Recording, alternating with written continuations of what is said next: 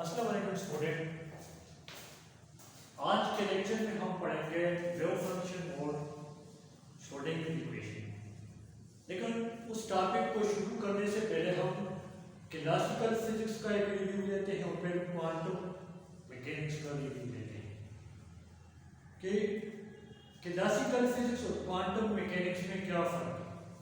ठीक है, अगर हम क्लासिकल फिजिक्स का एक रिव्यू ले लें तो हमारे पास जब क्लासिकल फिजिक्स में हमें मोमेंटम और पोजीशन का पता हो तो हम उससे तमाम अदर क्लासिकल वेरिएबल हम फाइंड कर सकते हैं। यहाँ पे पी आई और एक्स आई अगर हमारे पास इनिशियल पोजीशन और मोमेंटम है, ठीक है, जिसको हम कहते हैं प्रेजेंट हिस्ट्री, अगर हमें किसी पार्टिकल के प्रेजेंट हिस्ट्री के बारे में पता हो तो हम उसके फ्यूचर हिस्ट्री के बारे में बता सकते हैं। फ्यूचर हिस्ट्री से मतलब यह है कि उसकी फाइनल मोमेंटम और फाइनल पोजीशन के बारे में बता सकते हैं। ठीक है, ये चीजें हम किस तरह बताएंगे? हम न्यूटन सेकंड लॉ यूज करेंगे, F = डेल्टा P और डेल्टा T, और हम इक्वेशन ऑफ मोशन यूज करेंगे। तो अगर किसी मैक्रोस्कोपिक पार्टिकल के लिए हमें मोमेंटम और पोजीशन की वैल्यू पता हो तो वहां पे हम इक्वेशन ऑफ मोशन और न्यूटन सेकंड लॉ को यूज करके हम उसकी फाइनल पोजीशन और फाइनल मोमेंटम बता सकते हैं। इसका मतलब ये हुआ कि क्लासिकल फिजिक्स में हमें अगर प्रेजेंट हिस्ट्री के बारे में पता हो तो हम फ्यूचर हिस्ट्री के बारे में बता सकते हैं। फ्यूचर हिस्ट्री से मतलब ये है कि final values of any quantity. इसका मतलब ये हुआ कि क्लासिकल जो फिजिक्स है उसमें डिटरमिनिज्म है, वो डिटरमिनिस्टिक अप्रोच है, ठीक है, या उसमें एग्जैक्टनेस है, मीन कि हम एग्जैक्टली जो भी क्वांटिटी हमें चाहिए किसी भी पार्टिकल के लिए हम फाइंड कर सकते हैं। if we have given present history of the system by using the Newton's second law equation of motion we can determine all quantities। ठीक है, लेकिन जब हम क्वांटम मैकेनिक्स में आते हैं तो क्वांटम मैकेनिक्स याद रखिएगा, अगर हमारे पास माइक्रोस्कोपिक पार्टिकल है, by microscopic particle I mean कि जो कि हम अपने आईज से न देखें उस पार्टिकल को, तो उसको हम माइक्रोस्कोपिक पार्टिकल कहते हैं। तो वहां पे हमारे पास क्लासिकल फिजिक्स उस पार्टिकल के मोशन को एक्सप्लेन करने में फेल हो जाती है, तो वहां पे हम क्वांटम मैकेनिक्स यूज करते हैं। तो क्वांटम मैकेनिक्स हमेशा एंड डिटरमिनिस्टिक अप्रोच होता है क्वांटम मैकेनिक्स में। अब माइक्रोस्कोपिक पार्टिकल जैसे इलेक्ट्रॉन और प्रोटॉन, तो लास्ट लेक्चर में हमने अनसर्टेनिटी प्रिंसिपल के बारे में पढ़ा था। वहां पे हमने ये चीज देखी थी कि हम पोजीशन x और मोमेंटम p को एक ही टाइम पे मेजर नहीं कर सकते, ठीक है, और हर एक क्वांटिटी में पोजीशन में भी और मोमेंटम में भी अनसर्टेनिटी है। अगर हम एक की अनसर्टेनिटी को कम करेंगे तो दूसरे की अनसर्टेनिटी ज्यादा हो जाएगी, ठीक है। इट मींस कि हम इन दोनों मोमेंटम को, पोजीशन और मोमेंटम को एक ही टाइम में मेजर नहीं कर सकते। अब इसका मतलब ये हुआ कि can not measure position xi momentum pi at same time. अगर हमें प्रेजेंट हिस्ट्री के बारे में कंप्लीट इंफॉर्मेशन नहीं होगी तो बिल्कुल इसी तरह हमें फ्यूचर के बारे में पता नहीं होगा। फ्यूचर से मतलब कि x final value of the position, final value of the momentum. अगर प्रेजेंट हिस्ट्री के बारे में हमें कंप्लीट इंफॉर्मेशन नहीं है तो फ्यूचर हिस्ट्री के बारे में भी हम कंप्लीट इंफॉर्मेशन हमारे पास नहीं होगी। तो इसका मतलब ये हुआ कि do not know complete present history and hence do not know exact future. तो यहाँ क्वांटम मैकेनिक्स में एग्जैक्टनेस या डिटरमिनिस्टिक अप्रोच नहीं है। We only concern with the probability. जो क्वांटम मैकेनिक्स में होगी हमें प्रोबेबिलिटी से कंसर्न करना पड़ेगा, ठीक है। हम हर क्वांटिटी को हम प्रोबेबिलिटी से लिंक करेंगे, ठीक है। अब अगर ये क्वांटम मैकेनिक्स हमें प्रोबेबिलिस्टिक अप्रोच है इसकी, ठीक है, हम आगे जब इसकी एग्जांपल्स करेंगे तो आपको मजीद समझ आनी शुरू हो जाएगी। तो इस पॉइंट तक ही याद रखिए कि क्वांटम मैकेनिक्स में हमें प्रोबेबिलिटी से वास्ता करना पड़ता है। अब ये प्रोबेबिलिटी हमारे पास कहां से आएगी? तो this probability is given by the wave function. ठीक है, ये प्रोबेबिलिटी हमें देगी वेव फंक्शन जिसको हमने साई से डिनोट करते हैं। अब व्हाट इज फाई, अगर हम यहाँ पे वेव फंक्शन देखें, ठीक है, वेव फंक्शन तो लास्ट टाइम हमने बात की थी कि वेव फंक्शन को हम ग्रीक लेटर साई से रिप्रेजेंट करते हैं और ये साई फंक्शन होता है x y z और t का। ठीक है, यहाँ पे x y z जो है ये पोजीशन को रिप्रेजेंट कर रहा है, t टाइम को। ठीक है, अब जब ये साई हमारे पास है तो ये साई किस किस्म का फंक्शन है? ठीक है, तो ये साई हमारे पास फंक्शन होता है, ये हमारे पास एक कॉम्प्लेक्स फंक्शन होता है। ठीक है, साई हमारे पास एक कॉम्प्लेक्स फंक्शन होता है। अब किसी भी कॉम्प्लेक्स फंक्शन को हम अगर जनरली लिखें तो हम किस तरह लिख सकते हैं? तो किसी भी कॉम्प्लेक्स फंक्शन को अगर हम लिखें कि this is psi which is representing a wave function and it is a complex function, means कि it has a real part plus imaginary part. तो किसी भी कॉम्प्लेक्स फंक्शन को हम यूं रिप्रेजेंट कर सकते हैं। यहाँ पे a और b, यहाँ पे a और b हमारे पास रियल्स हैं। ठीक है, आयोटा हमारे पास इमेजिनरी नंबर है और ये इस आयोटा इस b के साथ मिलकर इमेजिनरी पार्ट बना देता है। ठीक है, अब अगर हम कॉम्प्लेक्स नंबर्स के अलजेब्रा में आप लोगों ने ये बात पढ़ी होगी, अगर ये हमारे पास एक कॉम्प्लेक्स फंक्शन है तो इसका कंजुगेट वैल्यू जनरेट कर सकता हूँ। कंजुगेट का मतलब ये है कि कॉम्प्लेक्स कंजुगेट, इसका मतलब ये हुआ कि a माइनस ये जो इमेजिनरी पार्ट है इसका मैं साइन चेंज कर दूंगा तो मेरे पास इसकी कॉम्प्लेक्स कंजुगेट i b आ जाएगा, आयोटा b। अब अगर मैं प्रोबेबिलिटी की बात करूं तो प्रोबेबिलिटी हमें पता है कि प्रोबेबिलिटी हमेशा साई इनटू साई इसके बराबर होती है। इसको हम u भी लिख सकते हैं। ठीक है, इसको हम u भी लिख सकते हैं एब्सोल्यूट स्क्वायर। तो जब हम साई को उसके कॉम्प्लेक्स कंजुगेट से मल्टीप्लाई करेंगे तो वो हमारे पास प्रोबेबिलिटी आ जाएगी। तो कर लेते हैं इसको multiply, Sai over Sai conjugate. ठीक है, तो जब ये वाली वैल्यू यहाँ पे रखेंगे a प्लस आयोटा b, ठीक है, into a minus iota b, जब हम इसको मल्टीप्लाई करेंगे तो हमारे पास a square minus b square आ जाएगा। यहाँ पे आयोटा स्क्वायर की वैल्यू माइनस 1 है। ठीक है, तो ये हमारे पास इसकी वैल्यू रियल। अब a भी रियल है और b भी रियल, तो मींस की प्रोबेबिलिटी हमारे पास एक रियल क्वांटिटी आ जाएगी।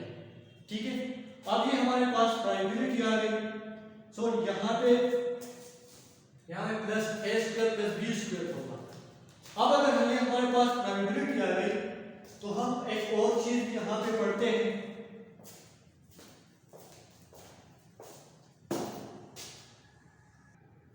तो यहाँ पे जो ये है किसी भी वेव फंक्शन का अगर साई और साई कंजुगेट, ठीक है, इसको हम यू भी लिख सकते हैं साई एब्सोल्यूट स्क्वायर। तो ये हमें प्रोबेबिलिटी बताता है, ये प्रोपोर्शनल है प्रोबेबिलिटी, ये प्रोपोर्शनल है probability of finding A particle,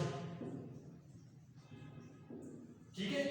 ये जो साई स्क्वायर इसका एम्पलीट्यूड है, साई स्क्वायर जो साई है इसका जो एब्सोल्यूट स्क्वायर है ये हमें probability of finding A particle बताता है। ठीक है, तो इसकी ये लास्ट टाइम भी मैंने बात की थी कि साई बजाते खुद इसकी फिजिकल मीनिंग नहीं है, क्योंकि साई हमारे पास कॉम्प्लेक्स फंक्शन है। ठीक है, लेकिन चूंकि हमारे पास सिस्टम होगा तो सिस्टम के बारे में हमें रियल क्वांटिटीज हम जानने की कोशिश करेंगे। तो इसलिए जब हम इसको कॉम्प्लेक्स कंजुगेट से मल्टीप्लाई करेंगे तो ये हमारे पास एक रियल क्वांटिटी आ जाएगी a square plus b square. अब ये हमारे पास प्रोबेबिलिटी के प्रोपोर्शनल है, तो हमें सिस्टम उस पार्टिकल की प्रोबेबिलिटी चाहिए कि किसी पॉइंट पे या किसी लोकेशन पे उसकी प्रोबेबिलिटी कितनी होगी। ठीक है, अब इसकी ये इंटरप्रिटेशन, ये प्रोबेबिलिटी, ये वाली इंटरप्रिटेशन कि this when we multiply psi with its conjugate and if due it is proportional to probability, this interpretation was given by a scientist named Max Born. ये इंटरप्रिटेशन हमें मैक्स बार ने दिया था। तो ये याद रखिएगा कि ये इंटरप्रिटेशन हमें मैक्स बार ने ये कंसेप्ट दिया था। इसकी जो स्क्वायर है वो हमें प्रोबेबिलिटी बताएगी, ठीक है। अब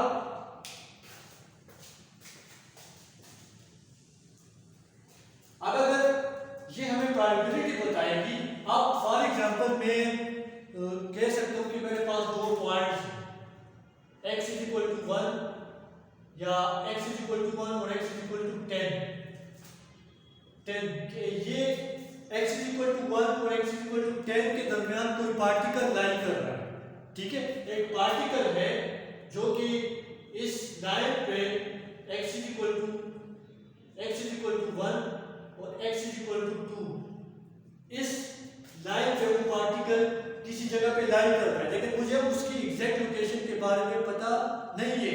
तो क्वांटम मैकेनिकली हम ये नहीं कह सकते कि वो particle x is equal to यहाँ पे 10, वो particle x is equal to 5 पे होगा या x इज इक्वल टू 6 पे होगा। तो मैं कहूँगा कि what is the probability that a particle will be at point x is equal to 5, ठीक है।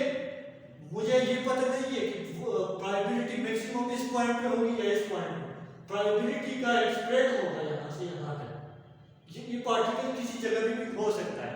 लेकिन अगर मैं तमाम ये कंडीशन कंसीडर कर लूँ कि अगर इस पार्टिकल को वेव फंक्शन साई में प्रेजेंट कर रहा है, ठीक है, साई स्क्वायर, अगर मैं लिमिट लूँ इसका, ठीक है, लिमिट लूँ कि x इज इक्वल टू 1 और x इज इक्वल टू 10, अगर मैं लिमिट लूँ और इस साई स्क्वायर एम्पलीट्यूड जो कि प्रोबेबिलिटी है इसको इंटीग्रेट करूं इस लाइन पे, तो इसका मतलब ये हुआ कि इसको मैं यहां से लेकर यहां तक इंटीग्रेट कर रहा हूं और ये मेरे पास प्रोबेबिलिटी है।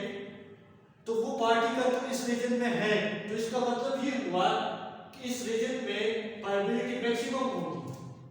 आई समझ? अब अगर मैं इस दो पॉइंट से बाहर कोई वैल्यू ले लेता हूं, मैं कहता हूं कि x is equal to 11, x is equal to 20, तो इसमें जब मैं प्रोबेबिलिटी फाइंड करूंगा तो पार्टिकल में मैंने कहा कि x इज इक्वल टू 1 और x इज इक्वल टू 10 इसके दरमियान लाइन कर रहा है। अब मैंने दो पॉइंट लिए x इज इक्वल टू 11 और x इज इक्वल टू 20, तो जब मैं इसको इस पे इंटीग्रेट करूंगा तो पार्टिकल तो इन दो पॉइंट के दरमियान लाइन नहीं कर रहा, तो ये हमें 0 देगा। आई समझ? तो यहाँ पे मैक्सिमम प्रोबेबिलिटी यहाँ पे 0।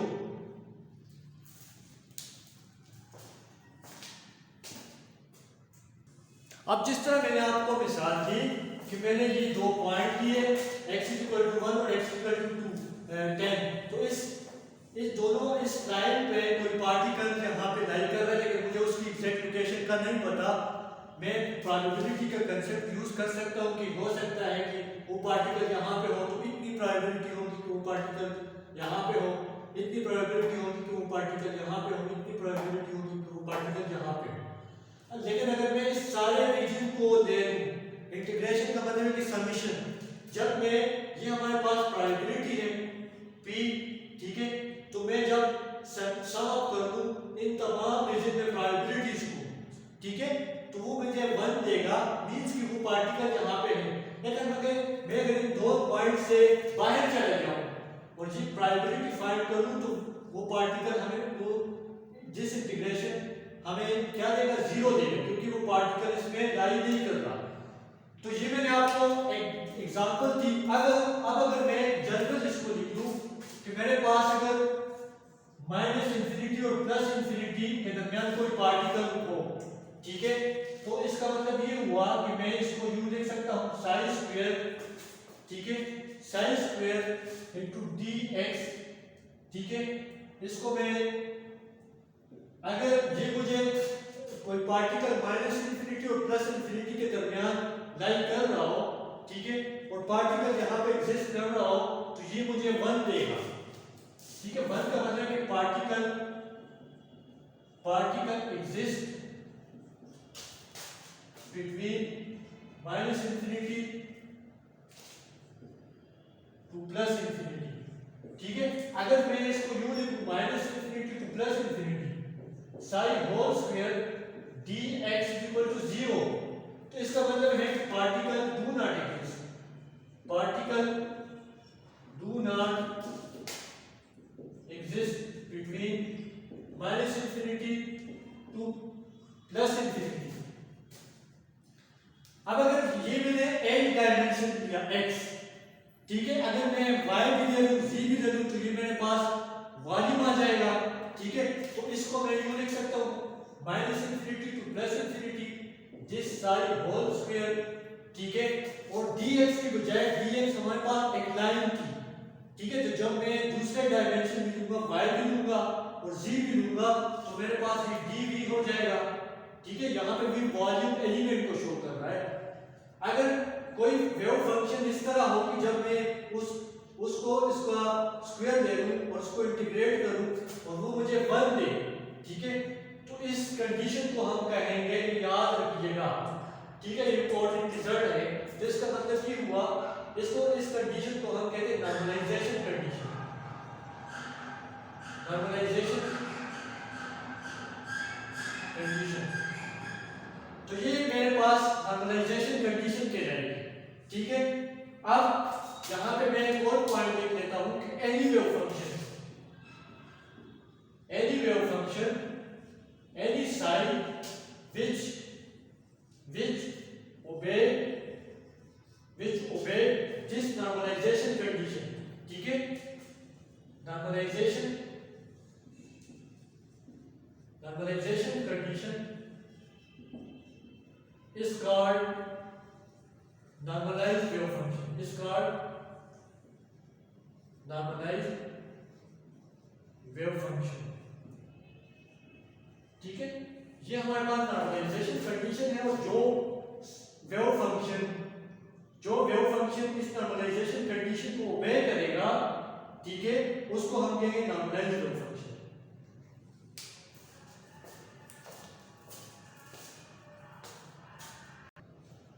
अब यहाँ पे हमने वेव फंक्शन पढ़ा, तो अब हम characteristic properties of wave function पढ़ते हैं।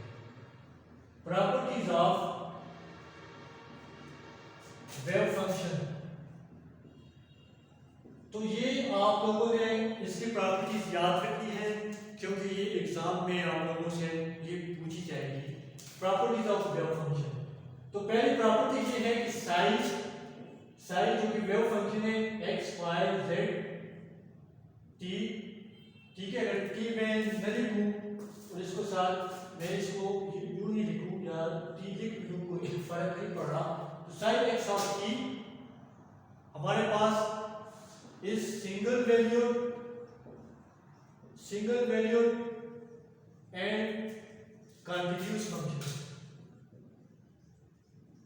सिंगल वैल्यूड से मतलब ये हुआ कि जब मैं इसको x y और z की वैल्यू देता हूं तो ये मुझे एक ही वैल्यू है। जिस तरह मैं अगर एक फंक्शन ले लेता हूं कि मेरे पास अगर f ऑफ x एक फंक्शन है x का, ठीक है, तो जब मैं x की वैल्यू इसको पुट कर देता हूं, यहाँ पे x की वैल्यू अगर मैं 1 पुट करूं तो ये मुझे 1 दे देता है।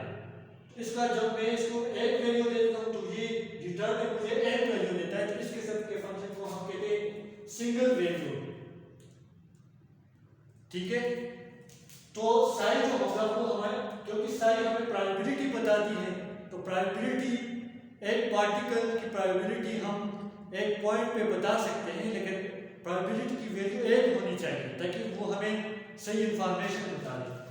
तो ये साइज जो होगा वो हमारे पास सिंगल वैल्यूड और कंटीन्यूअस होगा। ठीक है, तो कंटीन्यूअस फंक्शन भी आप लोगों ने मैथमेटिक्स में पढ़ा होगा। अब दूसरी जो प्रॉपर्टी होगी कि इसका partial derivative psi of x with respect to x, अगर मैं साइन को डेरिवेट करूं x के लिहाज से, ठीक है, और इसी साइन को y के लिहाज से डेरिवेट करूं, इसी साइन को z के लिहाज से करूं, तो ये भी मेरे पास कंटीन्यूअस होने चाहिए। इसके partial derivatives with respect to different coordinate should be continuous. ठीक है, तो ये भी हमारे पास कंटीन्यूअस होने चाहिए। अब तीसरी और इम्पोर्टेंट पार्ट जो है वो हमारे पास है साइज मस्ट बी नॉर्मलाइजेबल। जिस तरह यहाँ पे हमने नॉर्मलाइजेशन कंडीशन पढ़ी कि साइज मस्ट बी नॉर्मलाइजेबल, ठीक है, साइज मस्ट बी नॉर्मलाइजेबल। तो साइज हमें नॉर्मलाइजेबल होना चाहिए, जिसका मतलब ये होता है अगर x को मैं प्लस माइनस इंफिनिटी, y को मैं अप्रोच करूं plus minus infinity, y approach plus minus infinity, तो this side should vanish for 0, क्योंकि पार्टिकल तो प्लस इंफिनिटी और माइनस इंफिनिटी के दरमियान ही होगा, लेकिन जब ये एक्सट्रीम वैल्यू तक जाएगा तो साइड को वैनिश कर जाना चाहिए, ठीक है। इट मींस कि particle should be exist in between minus infinity and plus infinity, ठीक है। मींस कि अगर ये मेरे पास में माइनस इंफिनिटी है और ये मेरे पास प्लस इंफिनिटी है और मैं प्रोबेबिलिटी प्लॉट करूं, ठीक है, तो ये मेरे पास प्रोबेबिलिटी है, तो प्रोबेबिलिटी की वैल्यू मेरे पास इस तरह हो सकती है, लेकिन जब मैं माइनस इंफिनिटी या प्लस इंफिनिटी की तरफ जाऊं तो ये मेरे पास ये वैनिश कर जाए, साइड ये मेरे पास वैनिश कर जाए, ठीक है। इसका मतलब ये हुआ कि जब मैं इस रीजन से बाहर निकलूंगा तो इस रीजन के बाद मुझे पार्टिकल की प्रोबेबिलिटी 0 होगी, तो इसका मतलब ये हुआ कि रियल पार्टिकल इस रीजन में एग्जिस्ट करता है, रियल पार्टिकल इस रीजन में एग्जिस्ट करता है, ठीक है। तो साइज मस्ट बी नॉर्मलाइजेबल का मतलब ये हुआ कि ये वाला लिमिट यहाँ पे 2 और उसको मैंने यहाँ पर डायग्राम से इस तरह समझाया। अब ये थी कैरेक्टरिस्टिक ऑफ प्रॉपर्टीज या कैरेक्टरिस्टिक ऑफ वेव फंक्शन। अगर कोई भी वेव इस तीन प्रॉपर्टीज को ओबे करेगा तो उसको हम कहेंगे this is well behaved wave, this is well behaved wave function, ठीक है। तो ये थी हमारे पास प्रॉपर्टीज ऑफ वेव फंक्शन। तो आज हम श्रोडिंगर इक्वेशन पढ़ते हैं। श्रोडिंगर इक्वेशन का मतलब श्रोडिंगर इक्वेशन जिस मकसद के लिए क्वांटम मैकेनिक्स में यूज होता है वो है कि Schrodinger equation describe a moving particle with which A wave is associated, ठीक है। तो श्रोडिंगर इक्वेशन हमें एक मूविंग पार्टिकल जिसके साथ एक वेव एसोसिएटेड उसको डिस्क्राइब करता है। ये श्रोडिंगर इक्वेशन बिल्कुल ऐसे ही जिस तरह न्यूटन सेकंड लॉ है F = ma, अगर वहां किसी पार्टिकल के अंदर मोशन हो तो हम F = ma से वहां उसकी एक्सेलरेशन और वेलोसिटी वगैरह फाइंड आउट कर लेते हैं। तो यहाँ पे जो हमारे पास क्वांटम मैकेनिक्स में हमारे पास जो न्यूटन सेकंड लॉ का जो इक्विवेलेंट इक्वेशन है वो हमारे पास है श्रोडिंगर इक्वेशन, ठीक है। तो de Broglie ने जैसा वेव नेचर दिया पार्टिकल का कि हर एक मूविंग पार्टिकल के साथ एक वेव एसोसिएटेड है, तो जाहिर सी बात है कि हर वेव के लिए एक वेव इक्वेशन होती है, ठीक है। तो de Broglie वेव के लिए जो इक्वेशन है उसको हम श्रोडिंगर इक्वेशन कहते हैं। तो अब श्रोडिंगर इक्वेशन को हम डिराइव करेंगे, लेकिन उससे पहले हम उन चीज़ों को निकाल करते हैं जो कि हमने क्लासिकल फिजिक्स में पढ़ी थी। अगर आपको याद हो तो किसी कोर्स में आप लोगों ने पढ़ा होगा वेव इक्वेशन का, ठीक है। वेव इक्वेशन का आप लोगों ने पढ़ा होगा जो कि हमारे पास था कर्ली और y square curly x square, ठीक है। ये हमारे पास 1/v square curly square y curly और d स्क्वायर, ये आप लोगों ने वेव्स एंड ऑसिलेशन के कोर्स में पढ़ा होगा। अगर हमारे पास एक वेव ट्रेवल कर रही है, ठीक है, जिसमें मीडियम के पार्टिकल y डायरेक्शन में ऑसिलेट कर रहे हैं और वो वेव x डायरेक्शन में ट्रेवल कर रही है और यहाँ पे v वेलोसिटी ऑफ वेव है, ये हमारे पास अगर वेलोसिटी ऑफ वेव है तो इसको हम कहते हैं wave, this is wave equation, ठीक है। तो इस वेव इक्वेशन इसको अगर आप देख लें तो ये हमारे पास second order partial differential equation है, ठीक है। Second order partial differential equation in position x and time t, ठीक है। तो इसका जब हम सोल्यूशन निकाल देंगे तो इसका सोल्यूशन हमारे पास ये चीज भी आप लोगों ने पढ़ी y है sin kx minus omega t, तो ये इसकी सोल्यूशन है। यहाँ पे y एम्पलीट्यूड है और sin kx और एक ऑसिलेटिंग फंक्शन है, k यहाँ पे वेव वेक्टर है और x डिस्टेंस है और ओमेगा एंगुलर फ्रीक्वेंसी और t टाइम। तो ये हमारे पास एक वेव इक्वेशन और फिर इसका सोल्यूशन है। तो चूंकि श्रोडिंगर इक्वेशन पे v एक ऐसे पार्टिकल को रिप्रेजेंट कर रहा है, ठीक है, जिसके साथ वेव एसोसिएटेड है, तो इसका मतलब ये हुआ कि ये वेव इक्वेशन, इस वेव इक्वेशन से हम श्रोडिंगर इक्वेशन फाइंड कर सकते हैं। ठीक है, किस तरह करेंगे? तो उसके लिए हम यहाँ पे लेते हैं कि अगर हमारे पास साइन जो वेव फंक्शन है, ठीक है, x y z t, ये अगर हमारे पास दो पार्ट्स में अगर इसको हम डिवाइड कर ले, एक में हमारे पास साइन, ठीक है, इसको हम कह देते हैं साइन x y z, ठीक है, ये हमारे पास वेव फंक्शन है जो पोजीशन पे डिपेंड कर रहा है टाइम t पे।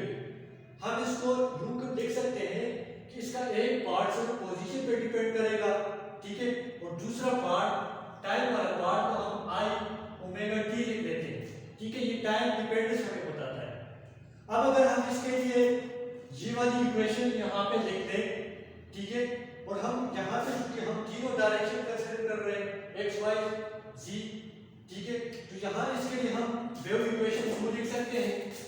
ठीक है, इसको अगर हम इक्वेशन 1 का नाम देते हैं, ठीक है, तो according to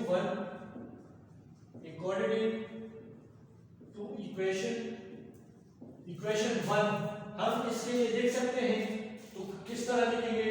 अगर हमारे पास कर्ली और साइन, ठीक है, x y z and t, ठीक है, और ये हमारे पास कर्ली, इसको देखें कर्ली x स्क्वायर i समान, इसी तरह हमारे पास इसके अंदर e power i omega t भी आएगा, ठीक है, यहाँ पे स्क्वायर।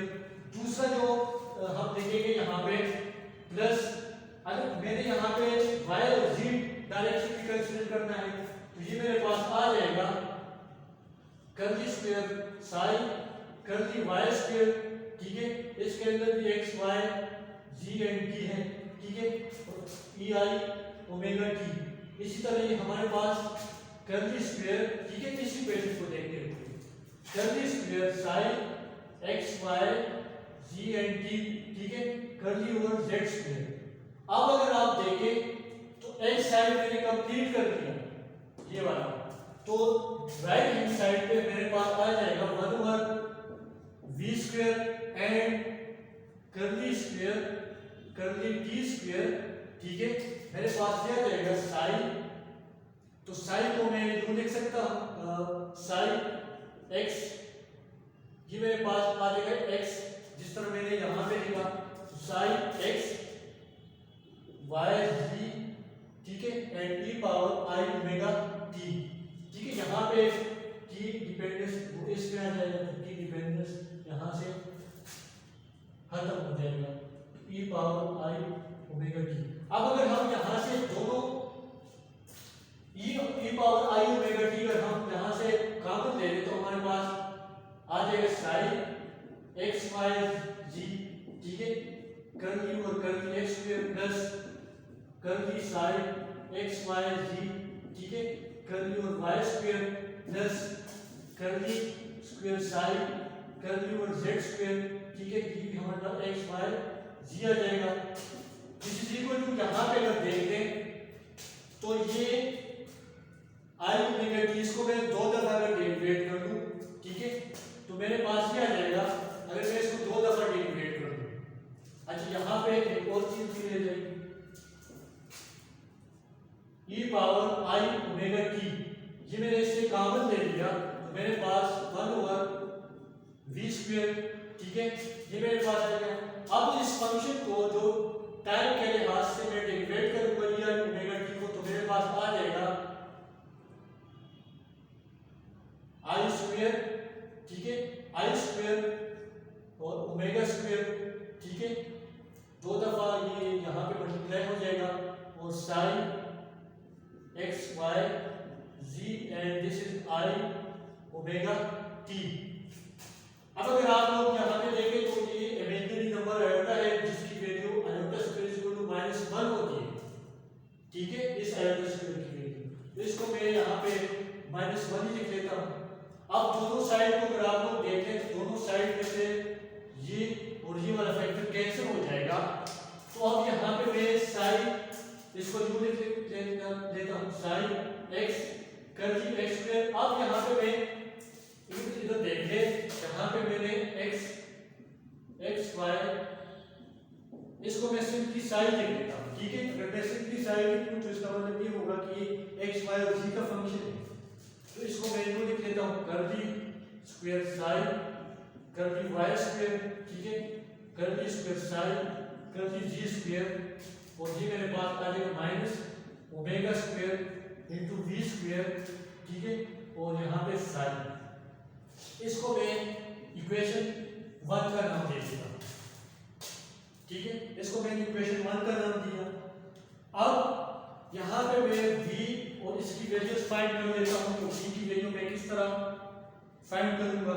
मेरे पास टोटल एनर्जी होती है E is equal to kinetic energy plus potential energy. Potential energy को यहाँ मैंने v से रिप्रेजेंट कर दिया। अब यहाँ काइनेटिक एनर्जी को मैं यूं लिख सकता हूँ half mv square plus v। अब यहाँ से अगर मैं v की वैल्यू निकाल दूं इस इक्वेशन से, तो v की वैल्यू मेरे पास आ जाएगी this v is equal to this v square. अगर मैं यहाँ से v स्क्वायर की वैल्यू निकालूं, यहाँ पे ये पोटेंशियल है जो और ये v वेलोसिटी है, तो ये मेरे पास आ जाएगा v स्क्वायर मेरे पास आ जाएगा 2 e माइनस मीन्स कि जब ये v इस साइड पे आ जाएगा तो e माइनस v हो जाएगा, और इसके नीचे जब ये डिवाइड मल्टीप्लाई होगा तो डिवाइड होगा तो ये मेरे पास n के बराबर आ जाएगा। ये मेरे पास ये वैल्यू आ गई। अब मैं एक और वैल्यू भी यहाँ से ओमेगा ये वैल्यू यहाँ से निकाल लेता हूँ, ठीक है। ओमेगा की वैल्यू ओमेगा हम जानते हैं ओमेगा इज इक्वल टू जो कि एंगुलर फ्रीक्वेंसी वो हमारे पास 2 पाई f होता है। f यहाँ पे फ्रीक्वेंसी है, ठीक है, तो पासबुक में f की जगह ये म्यू भी लिखा होता है जो कि फ्रीक्वेंसी को रिप्रेजेंट कर रहा है। अब अगर मैं f is equal to omega है तो मैं इस ओमेगा की जगह 2 पाई f यहाँ पे अगर ये v वेलोसिटी है, ठीक है, ये अगर v वेलोसिटी है तो इसको मैं लैम्डा लिख सकता हूँ क्योंकि वेलोसिटी और ये वाला रिलेशन आपको याद होगा, ठीक है। तो वेलोसिटी की जगह फ्रीक्वेंसी की जगह मैंने ये वाला रिलेशन पुट किया। अब जो ब्राउनी हाइपोथेसिस के मुताबिक L is equal to h mv, ठीक है, तो जब ये वाली इक्वेशन ये वाली यहाँ पे वैल्यू मैं पुट करूंगा तो omega is equal to 2 pi v into h over mv। Omega is equal to 2 pi, ठीक है, 2 पाई h, ठीक है, एंड m v स्क्वायर आ जाएगा। अब यहाँ से इसको मैं अगर इक्वेशन 2 का नाम लेता हूँ तो putting value of v square into this into above equation, जब मैं इस above equation के अंदर यहाँ पे लिख लेता हूँ तो मेरे पास आ जाता है, मेरे पास ये आ जाएगा ओमेगा इज इक्वल टू, ठीक है, 2 पाई ओवर h, ठीक है, m और v स्क्वायर की वैल्यू जो कि मेरे पास है 2 e माइनस v, ठीक है, डिवाइडेड बाय m, ये मेरे पास आ गई। यहाँ से अगर आप देख लें, यहाँ से अगर आप लोग देख लें तो m के साथ कैंसिल हो जाएगा,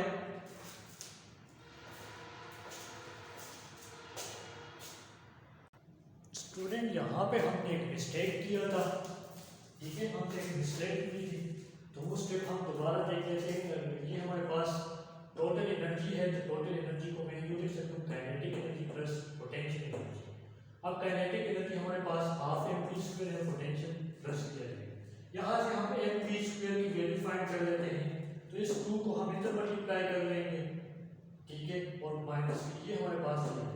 अब हम इसके दोनों साइड पे हम m को मल्टीप्लाई कर देते हैं, इस साइड पे भी और इस साइड पे। इस साइड पे m आ जाएगा और इस साइड पे m स्क्वायर आ जाएगा, जिसको हम भी लिख सकते हैं। तो यहाँ से हमने m को v की वैल्यू निकाल ली, ठीक है, ये हमारे पास ये है, इसको हम इक्वेशन 2 कर देंगे। अब यहाँ पे आए तो डिमग्राफी वेवलेंथ के मुताबिक h होता है, v की वैल्यू हमने यहाँ पे mv पुट की, ठीक है। तो अब यहाँ से mv की वैल्यू हमने फाइंड की थी। अब यहाँ से mv की वैल्यू जब हम इस पे पुट कर देंगे तो इसको हम इक्वेशन 3 का नाम देंगे। अब हमें पता है कि lambda is equal to v और f होता है, ये वाला रिलेशन हमारे पास यहाँ से आता है, ठीक है। यहाँ से लैम्डा की वैल्यू निकालो तो ये हमारे पास क्या है। अब इक्वेशन 3 और इक्वेशन 4 हमारे पास वेवलेंथ को रिप्रेजेंट कर रहा है, तो हम इसको कंपेयर कर देते हैं। जब हम कंपेयर कर देंगे तो हमारे पास ये आ जाएगी और यहाँ से हम v की वैल्यू फाइंड कर देते हैं, ठीक है। जब हम यहाँ से v की वैल्यू फाइंड कर देते हैं तो हम इधर आ जाएंगे, v की वैल्यू यहाँ पे है, ठीक है। तो हम इस, क्योंकि हमें इक्वेशन के अंदर 1 और v स्क्वायर चाहिए, तो हम इसका 1 और v ले लेंगे, तो ये हमारे पास 1 और v आ जाएगा। जब हम इसका स्क्वायर ले लेंगे तो ऊपर वाले से स्क्वायर रूट खत्म हो जाएगा और नीचे पे h स्क्वायर आ जाएगा। अब यहाँ पे omega is equal to 2 pi f होता है, तो इस इक्वेशन से हम 1 और f की वैल्यू निकाल लेते हैं, जो कि हमारे पास 2 पाई और ओमेगा आ जाता है। और इसका जब हम 1 और f स्क्वायर कर देंगे तो हमारे पास 2 पाई होल स्क्वायर ओमेगा स्क्वायर रहेगा। जब हम इसको यहाँ पे पुट कर देंगे, ठीक है, इस f स्क्वायर की वैल्यू जब हम यहाँ पे पुट कर देंगे तो हमारे पास 1 और v स्क्वायर ही आ जाएगा। अब यहाँ पे हम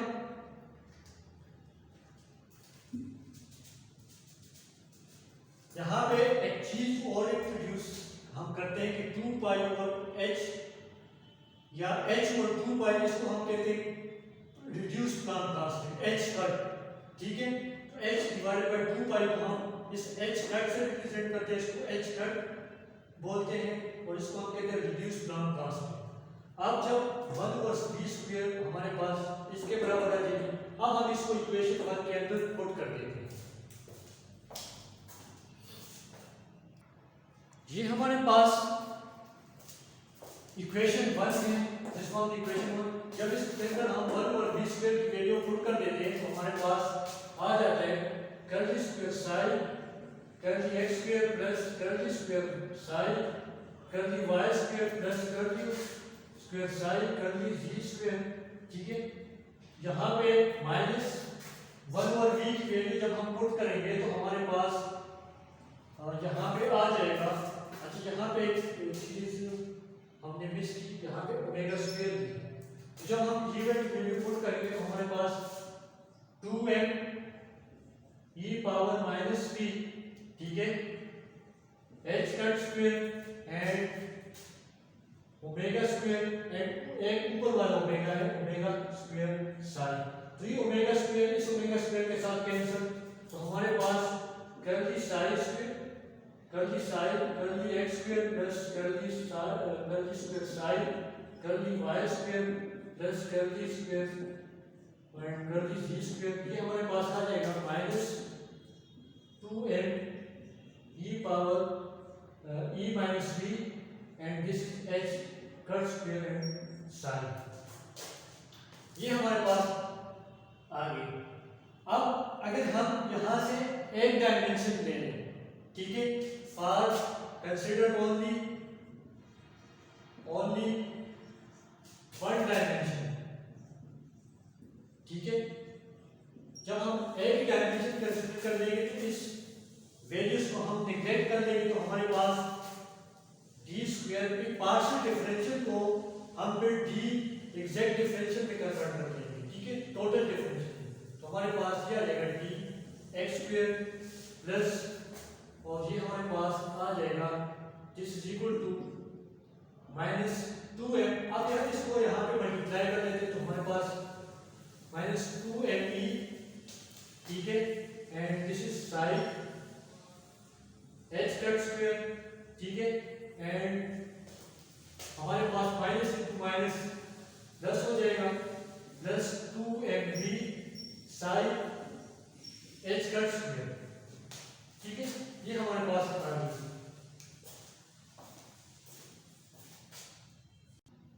अब यहाँ पे हम इस साइड को इधर ले आते हैं, तो हमारे पास d square sine d x square. ठीक है, ये हमारे पास आ जाएगा minus 2m v into sine और h का स्क्वायर, और इस साइड पे हमारे पास minus 2m e into h का स्क्वायर एंड साइन। अब हम इस इक्वेशन को मल्टीप्लाई कर लेते हैं, multiply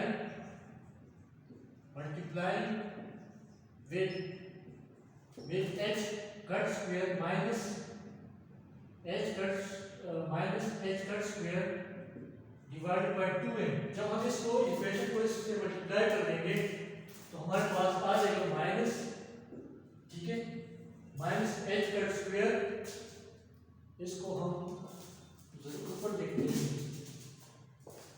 minus h cut square. ठीक है, जब हम इसको मल्टीप्लाई करेंगे divided by 2m and D square sign into D square sine d x square. ठीक है, और ये तब हमारे पास जब हम इसको मल्टीप्लाई करेंगे तो ये कैंसिल हो जाएगा, तो ये हमारे पास है b इंटू साइन। ठीक है, और हमारे पास ये हो जाएगा e इंटू साइन। यहाँ से हम साइन के कॉमन ले लेते हैं, minus h cut square 2m D square sign and D x square. ठीक है, प्लस v, ये हमने कॉमन लिया तो हमारे पास ये साइन और e साइन। अब यहाँ पे इस क्वांटिटी को हम जो ब्रैकेट में मैंने लिखा है इसको मैं h से रिप्रेजेंट कर देता हूँ, minus h cut square 2m del square sine 10x square plus v। इस क्वांटिटी को हम कहते हैं हैमिल्टोनियन। ठीक है, हैमिल्टोनियन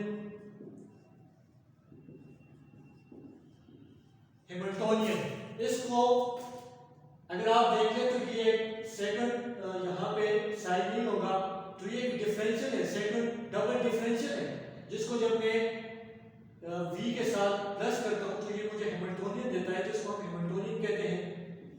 हैमिल्टोनियन हमारे पास असल में टोटल एनर्जी होती है, total energy in quantum mechanics.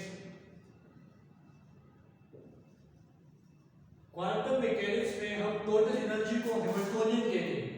ठीक है, अब अगर आप लोग इसको तो जब भी हम यहाँ पे पुट करेंगे तो हमारे पास h जो कि हैमिल्टोनियन है साइन इंटू e, और ये हमारे पास रिड्यूस हो गया। तो यहाँ पे ये हमारे पास है time independent Schrodinger equation, time independent Schrodinger equation. ठीक है, ये हमारे पास time independent Schrodinger equation for one dimension. इसको जब इस h को हम इससे रिप्लेस करेंगे तो ये हमारे पास रिड्यूस हो जाएगा इस फॉर्म में। ठीक है, तो जब हम इसकी एग्जांपल करेंगे तो आपको मजीद समझ आनी शुरू हो जाएगी। तो ये हमारा था श्रोडिंगर इक्वेशन।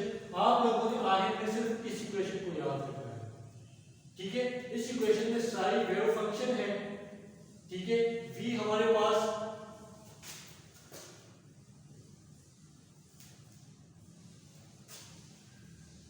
ये हमारे पास